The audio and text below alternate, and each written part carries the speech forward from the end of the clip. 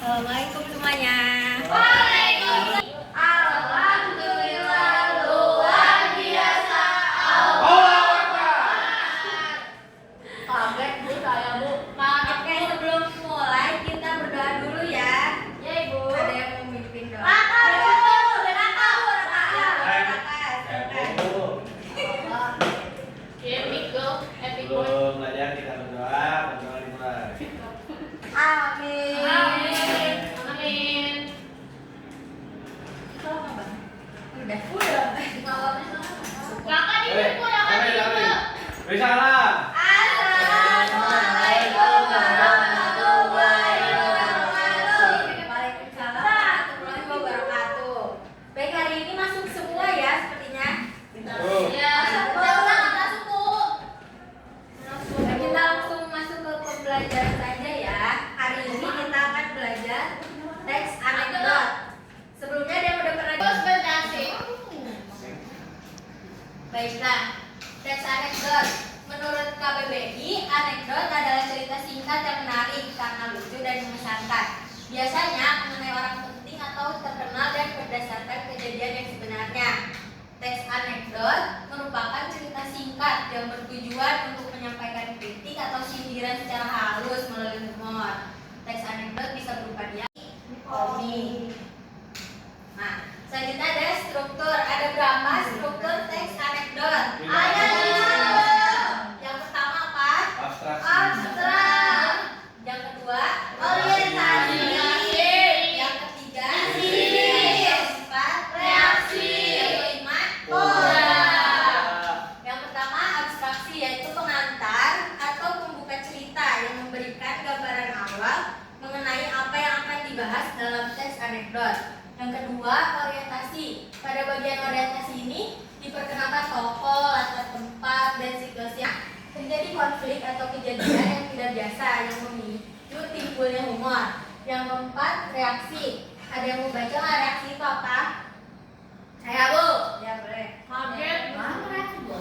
Ini Pak, reaksi, tanggapan atau respon terhadap krisis yang terjadi. Elsa tegang Yang banget. kelima, koda atau penutup diri dari teks anekdot.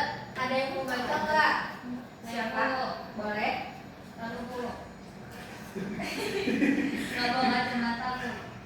Yang pertama bersifat lucu, yang kedua bersifat menyindir, yang ketiga mengandung unsur kritik, yang keempat bersifat menggelitik. Artinya bisa menghibur pembaca dengan kelucuan yang ada pada teks. Yang kelima bisa berdasarkan pengalaman pribadi atau tokoh penting. Yang keenam memiliki tujuan tertentu. Yang ketujuh bisa atau cerita yang disajikan hampir menyerupai dongeng. Yang kedelapan seringkali menceritakan tentang karakter hewan dan manusia yang saling terhubung secara umum dan realistis. Lalu selanjutnya ada kaidah kebahasaan dari teks anekdot ini. Yang pertama, menggunakan kalimat yang menyatakan peristiwa masa lalu. Yang kedua, menggunakan kalimat retoris atau kalimat pertanyaan yang tidak membutuhkan jawaban.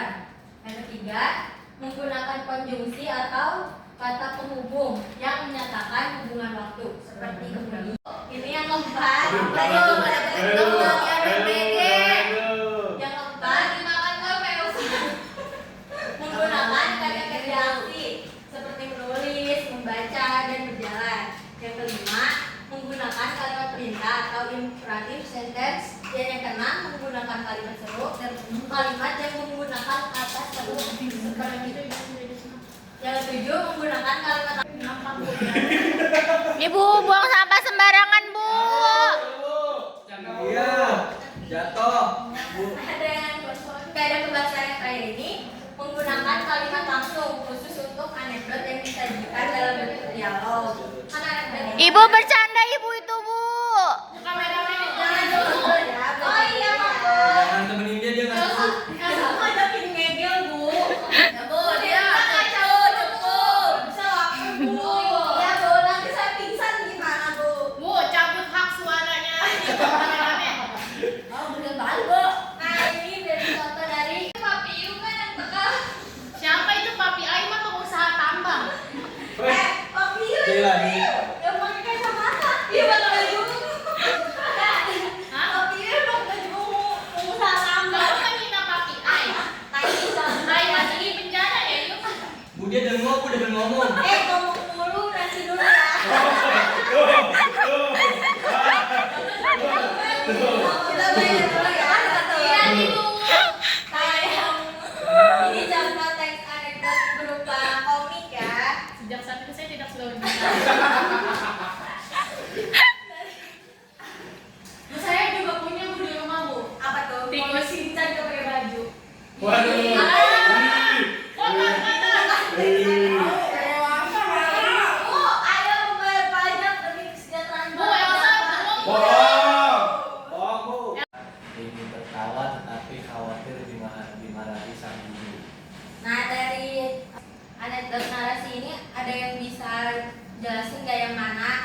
reaksinya yang mana? Orientasi. Ya. Aksaranya yang pertama, Bu. Ya, siapa yang bisa? Ya, Bisa Bu, bisa Bu, bisa Bu. Yang fraksinya rutinitas belajar mengajar selalu diawali dengan cek presensi, Bu. Ya, terus orientasinya guru galak mulai manggil-manggil. Terus kemudian kritis, Bu. Krisis. Guru kesal karena Bayu tersenyum saat menjawab. Reaksinya Bayu menjawab dengan sindiran lucu soal kanker otak. Padanya murid-murid meringis menahan tertawa. Iya betul ya, Sa. Yeay!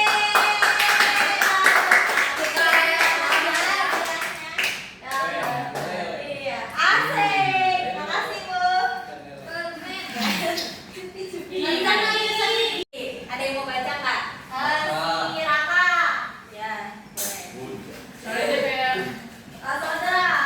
Rutinitas belajar dan mengajar selalu diawali dengan cek presensi.